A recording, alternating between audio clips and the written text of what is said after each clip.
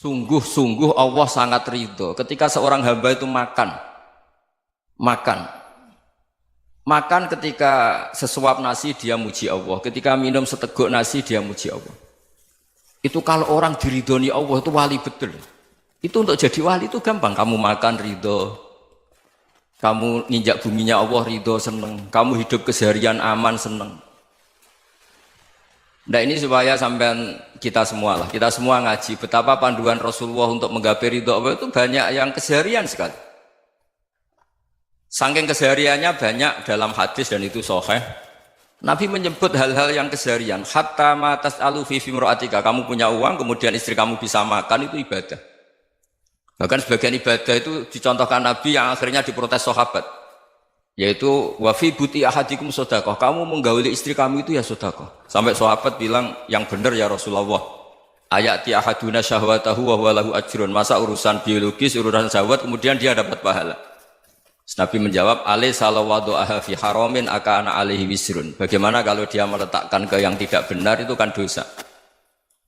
Nah, hal-hal seperti ini yang saya ingin teman-teman semua saya juga agak ingin ngaji demi Anda juga agak ingin. Itu dosa sekali ngaji kok pesanan kelompok tertentu itu enggak boleh.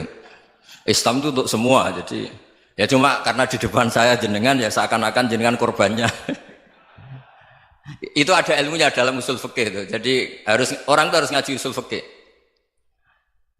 Nama yang disebut, mungkin Mas Sufyan masih ingat zaman ngaji usul fikih. Nama yang disebut itu tidak jaminan sebagai prioritas perintah. Jadi misalnya gini, kebetulan yang di depan Nabi itu Abu Dzar. Nabi ya bilang, ya Aba Dzarin ini uhibbuka misalnya, atau ya Mu'ad ini muhibbuka, atau ya Aba Hurairah ini uhibbuka misalnya. Banyaklah riwayat yang Nabi nyebut ya Aba Dzarin, ya Mu'ad, ya Aba Hurairah. Kemudian misalnya Nabi meneruskan khitab, ini uhibbuka, saya mencintai kamu, fakul dubur sholatin, atau sebagian riwayat disebut fala tada'an la dubura kulli sholatin, Allahumma inni ala dzikrika wa syukrika wa husni ibadatik. Saya mencintai kamu, siapa saja. Mu'ad bisa, Abu Dzar bisa siapa? Saya mencintai kamu, mohon kalau habis sholat kamu jangan lupa wiridan Allahumma a'inni ala dzikrika wa syukrika wa husni ibadatik. Ya Allah, tolong kami permudah supaya mudah ingat engkau. Anda tidak bisa mentang-mentang, wong nama saya Parmin, nama saya Purnomo, itu yang diperintahkan Mu'ad misalnya. Jadi yang disebut satu, tapi khitab itu untuk siapa saja. Saya teruskan. Jadi saya mohon semua kita melakukan kebaikan itu kalau dalam kaidah fikih disebut al yakin la yuzalu bisyak. Banyak kebaikan yang kebenarannya itu 100%. Tidak punya efek samping ke pihak lain, ke kelompok lain, ke komunitas lain. Itu tadi misalnya Anda makan dan itu murah sekali, hanya butuh satu piring. Setiap punyaan kamu muji Allah, setiap minum kamu muji Allah. Itu redaksinya Rasulullah SAW disebut Allah sangat ridho ketika seorang hamba makan, kemudian dia memuji Allah, atau minum kemudian dia muji Allah. Logikanya gampang. Negara seperti ini yang kamu harapkan bentuknya kayak apa, mertua, ipar, komunitas, tetangga, itu nyata terjadi itu kan belum pasti. Sementara yang mesti terjadi adalah kamu butuh makan, kalau tidak mati. Butuh minum, kalau tidak mati. Butuh bumi yang nyaman ditempati, kalau tidak kita juga mati. Sebab itu Allah kalau menyebut nikmatnya itu hal-hal yang keseharian. Alladzi at'amahum min ju'. Allah itu siapa? Allah itu yang menciptakan kamu bisa makan. Tidak berlebihan. Allah itu yang menciptakan kondisi sosial itu ideal. Zaman Nabi itu ya ada orang munafik. Orang-orang pilihan Allah itu juga diuji orang sekelilingnya yang macam-macam. Semua diuji sesuai konteks zaman dan waktu. Nah, tapi ada ibadah-ibadah yang selalu disarankan Nabi. Sampai Nabi itu pernah ditanya, ayul islami khairun ya Rasulullah, Islam terbaik itu gimana? Jawaban Nabi itu unik. It'amut to'am. Islam terbaik itu ya makan-makan, jangan santai-santai. Ketika Allah menyebut beberapa kebaikan, falak tahamal aqobah wa ma adrokan Allah mal aqobah. Terusannya apa? Fakku raqobah. Terusannya apa? Au it'amun fi yaumin di masghubah. Ya itu acara makan-makan itu juga Islam. Kenapa? Ya bayangkan kalau tidak ada makanan, kita mati kan? Kondisi sosial tidak ideal itu Anda masih gak apa-apa. Tapi kalau Anda tidak makan, Anda tidak minum, Kamu punya istri cerewet masih bisa hidup, punya mertua cerewet masih bisa hidup. Tapi kalau tidak makan bisa mati. Berarti penting mana istri sama makan? Penting mana? Makan. Semoga istri Anda dengar, nanti kamu disuruh makan tapi pulang deh. Itu kalau dibahasakan makan masih memahami. Penting mana nasi satu piring dengan istri. Nggak ada nasi mati, nggak ada istri belum mati. Penting mana? Gak berani jawab kan? Nah, ternyata Anda ada garang kan di depan istri. Jadi saya mohonlah, mungkin Mas Sufyan Sauri tadi yang bisa bantulah. Teman-teman tuh ngaji yang keseharian saja. Karena kita nyari ridha Allah itu berdasar firman Allah. Dan firman Allah itu menyebut keseharian tuh riang, gampang. Itu tadi misalnya wa min ayatihi manamukum bil laili wan nahar. Termasuk ayat-ayat Allah itu kamu tidur. Maka dulu itu ada guyonan, ada tokoh Mu'tazilah, kelompok dalam Islam yang berpikir manusia itu bisa menentukan ikhtiarnya sendiri. Karena saya bisa duduk, ingin berdiri, berdiri. Karena kelompok ini nggak terima kalau semua kehendak Allah, nanti bagaimana kalau semua kehendak Allah kok ada hisab ya, ada sanksi. Lucunya itu, dia akhirnya, ini cerita ya, mencintai seorang perempuan, cantik sekali. Dan itu dia menjadi ahli sunnah itu oleh hal-hal yang sepele. Karena istrinya cantik, ya namanya suami istri hubungan intim. Terus ditanya, Mas, masih ingin lagi? Masih. Silahkan diulang lagi. Wah ya tidak bisa. Katanya manusia bisa menentukan yang diinginkan. Itu tobat itu. Itu nggak bisa ditobatkan Mas Sufyan Ats-Tsauri. Orang cantik yang mudah nobatkan orang itu orang cantik. Segampang itu. Akhirnya kita tahu, makanya kalau dalam kitab Hikam itu disebut al-aqil mayyakul madza yaf'alu wa hubi wal ghafil mayyakul madza af'al. Orang yang punya akal karena sadar ini wilayah Allah, semua milik Tuhan. Itu dia tiap hari berpikir, besok Allah akan melakukan apa terhadap dunia ini. Kamu merencanakan suatu mau plesir, ternyata gempa. Mau wisata ke Rusia, ternyata perang. Kamu tidak pernah tahu apa yang akan terjadi besok. Wa ma tadri nafsum madza taksibu ghadan. Tapi anda semua kita ini sering punya jadwal permanen. Makanya saya kalau diundang siapa saja, sanad takdir.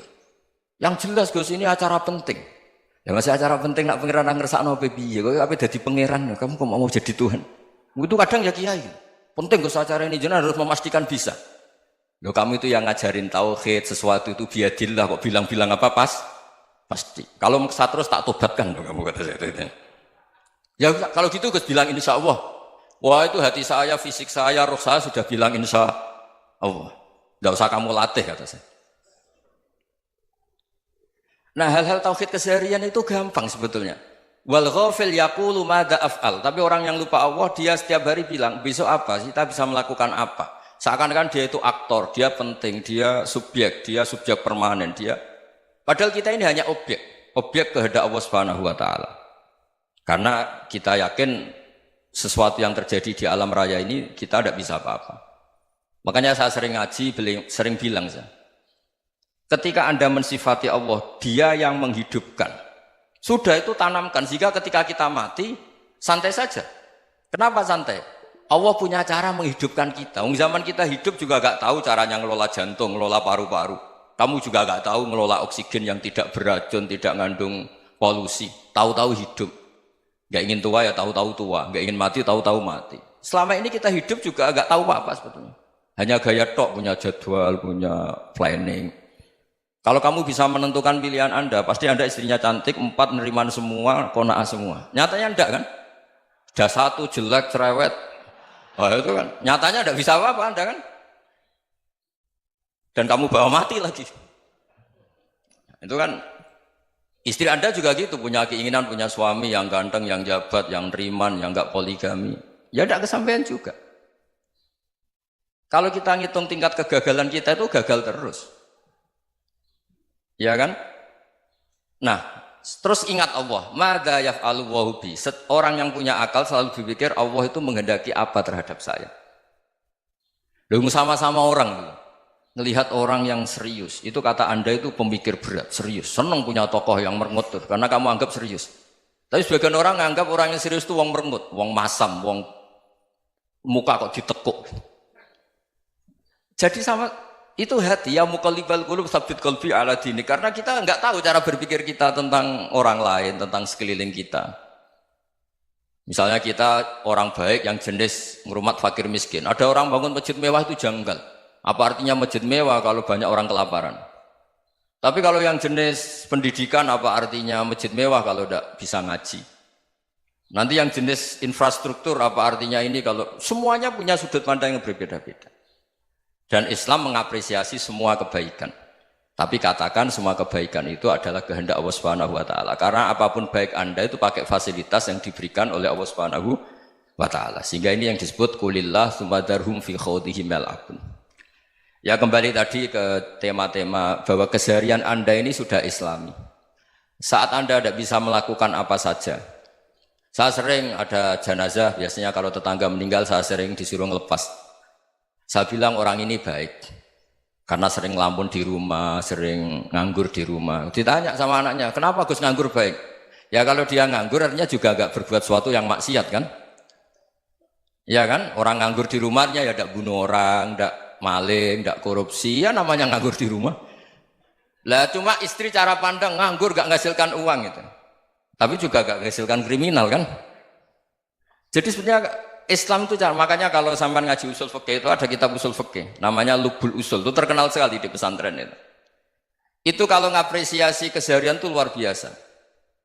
Izma min mubahin illa wa yatahaqqaqu bihi tarku haramimma. Karena keseharian yang mubah saat Anda lakukan itu ada kehebatan yang luar biasa, yaitu meninggalkan haram. Makanya dulu banyak orang-orang alim ketemu temannya itu guyon sampai semalaman. Itu biasanya yang semangat Islam itu kiai kok tidak tahajud, kiai kok tidak witir. Orang yang sedang mapan uangnya banyak, malam itu tidak kelayaban itu sudah luar biasa. Melawan nafsu supaya tidak maksiat itu sudah luar biasa. Supaya lupa guyon sama temannya semalaman sampai subuh. Gejlok-gejlokan ngenang zaman miskin, zaman kuliah nggak jelas, zaman apa. Melihatnya jangan tarkut tahajud. Seperti ini meninggalkan tahajud, tapi meninggalkannya ini talkul muharramat. Jadi kayak apa hebatnya? Sehingga Imam Ghazali punya riwayat yang agak unik. Hatta takuna ibadatu akhiri hadil ummah iku an-naum. Sehingga suatu saat ibadah terbaik umat ini itu tidur. Itu kan riwayat kontroversi. Ketika Imam Ghazali tanya, kenapa iya? Kenapa kamu mulai keluar dari rumah itu sudah banyak maksiat? Melihat perempuan yang enggak mahram, melihat fenomena. Tapi kalau kamu tidur itu enggak melihat apa-apa. Tapi juga kamu jangan menganggap tidur itu ibadah betul. Saatnya melakukan fardu ain malah masih tidur. Tapi itu sudut pandang yang menjadikan kita Islam itu gampang. Jadi saat Anda tidak bisa aktivitas apa-apa, misalnya ada beberapa orang yang lumpuh. Lumpuh itu memang nggak bisa Jumatan, nggak bisa ibadah, tapi dia juga nggak bisa maksiat. Tidur itu memang Anda saat itu tidak bisa tahajud, tidak bisa witir, tapi saat itu ada zina, ada maling, tidak gosipkan orang, tidak bully orang, tidak menanamkan kebencian, tidak hasud. Sehingga tidur menurut Allah Ta'ala wa min ayatihi manamukum billaili apa? Wan-nahar. Karena di tidur itu selain ada unsur istirahat, jaga kestamina, juga ada unsur meninggalkan beberapa keburukan. Nah saya mohon ibadah yang keseharian ini kita jaga. Supaya kita semua baca ayat itu fasih. Fasih itu tertanam di hati. Allah itu siapa? Alladzi at'amahum min ju'i wa amanahum min khauf. Dan Allah kalau cerita di Quran itu anna subabnal ma'a subba thumma syaqaqnal ardhan wa syaqqa fa ambatna fiha habba wa inaba wa qadba wa zaituna wa nakhla wa hadaika hulba. Kamu tahu saya ini siapa kata Allah? Saya ini adalah Tuhan yang menurunkan air, kemudian ada tanaman banyak. Habba wa inaba wa qadba, ada zaitun, ada tin, kalau orang Jawa mungkin ada tela, ada padi, ada mangga, ada pisang. Sudah. Wa inaba wa zaituna wa nakhla wa hadaika hulba. Ada perkebunan yang lebat. Tujuannya apa? Mata Allahkum, silahkan kamu pakai, kamu nikmati. Tapi karena kadang kita ini punya ide-ide besar. Tadi untuk syukur saja nunggu punya istri riman, rumah baik, tetangga baik, komunitas baik, semuanya baik baru syukur. Lama-lama nanti ada di surga, syukurnya nunggu surga paling kelas A. Itu sudah ada yang menghuni Rasulullah, kamu nggak boleh di situ. Masa untuk syukur saja? Repotnya Masya Allah. Jadi mohonlah Quran yang kalau Anda hafalkan juz sama itu kan ada ayat-ayat yang kayak tadi. Ya, fal yang dzuril insanu ila ta'ami. Coba lihat Apa yang kamu makan ya? Dari mana? Dan untuk mempertahankan hidup kamu keseharian. Jadi jangan kira ibadah itu harus membentuk komunitas yang versi Anda. Ibadah itu harus hal yang mulu-mulu. Kesehariannya Anda alami. Loh ini saya tidak bikin-bikin. Saya ngaji bukan karena berdasar pesanan. Itu ayat yang saya bacakan betul ada ayatnya kan. Fal yang dzuril insanu ila tu'ami anna sababnal ma'a sabba thumma syaqqaqnal ardo syaqqa fa ambasna fiha habba wa inaba wa qadba wa zaituna wa nakhla wa hada'iqa ghulba. Terusannya apa? Mata'al lakum, silakan kamu nikmati. Mata itu silakan kamu nikmati. Ya kayak sampean dikasih hidangan ya makan. Ya sudah makan, habis makan ya minum, habis itu ngantuk ya tidur. Ya sudah normal-normal saja. Kayak apa indahnya Islam? Tapi Anda mencari Islam yang gimana lagi? Nah itu yang diajarkan guru-guru kita, diajarkan sanad kita sampai Wali Songo, sampai Rasulullah SAW. Bahwa pada akhirnya ada jihad, ada perang. Itu dulu memang perang, bukan membunuh, beda. Dulu kita dijajah Belanda ya perang, dan itu normal karena kita dijajah. Jadi ketika orang lain ingin baik sama kita, wa in ahadum minal musyrikin astajaruka ya fajirhu hatta yasma'a kalam Allah. Kalau mereka ingin baik ya kita baik. Makanya ada istilah mustakman, mu'ahad. Kalau mereka ingin damai, berdampingan dengan kemajmukan ya itu yang lebih baik.